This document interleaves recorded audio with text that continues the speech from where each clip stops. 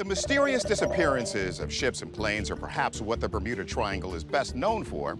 However, what's more bizarre than what hasn't been found here is what has.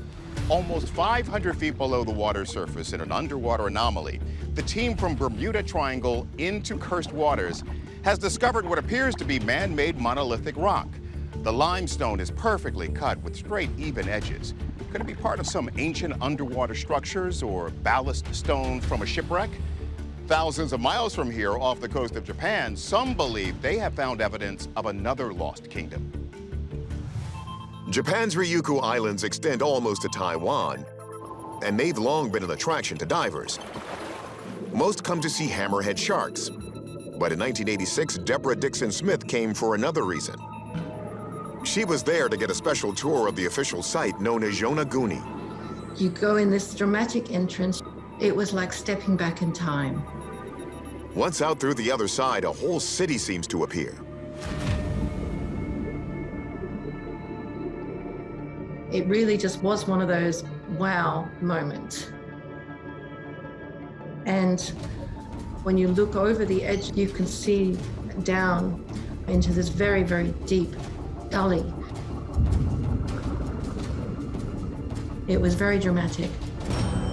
Let's take another look at the details here. There are straight lines, steps, and sharp angles.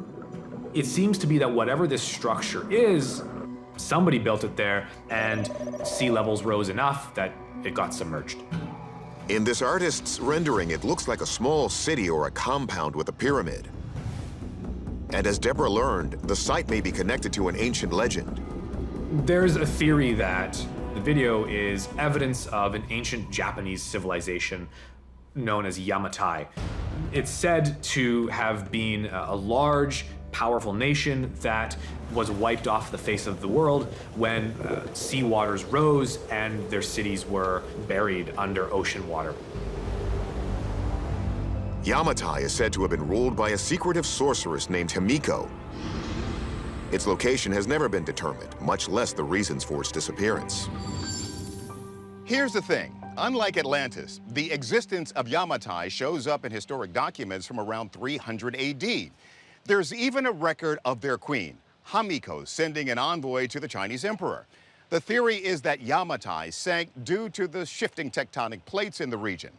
But what's the real story? Let's see how our experts tell it. Geologist Bob Anderson says it's not unreasonable to think this site was once on dry land. If you go back 20,000 years ago, the shorelines moved around to different places, so you can't rule out that that was above water. But did humans build it? The strongest evidence are those angles and steps. They seem too perfect to be formed by nature, at least to our eye. But it turns out that can happen naturally. These are the sorts of things that geologic formations can break into because of earthquakes or tsunamis as they move. Those plates break in very, very geometric forms. There's no reason to believe that they had to be cut by man. But if this is all natural, wouldn't we expect to see similar structures all over the planet?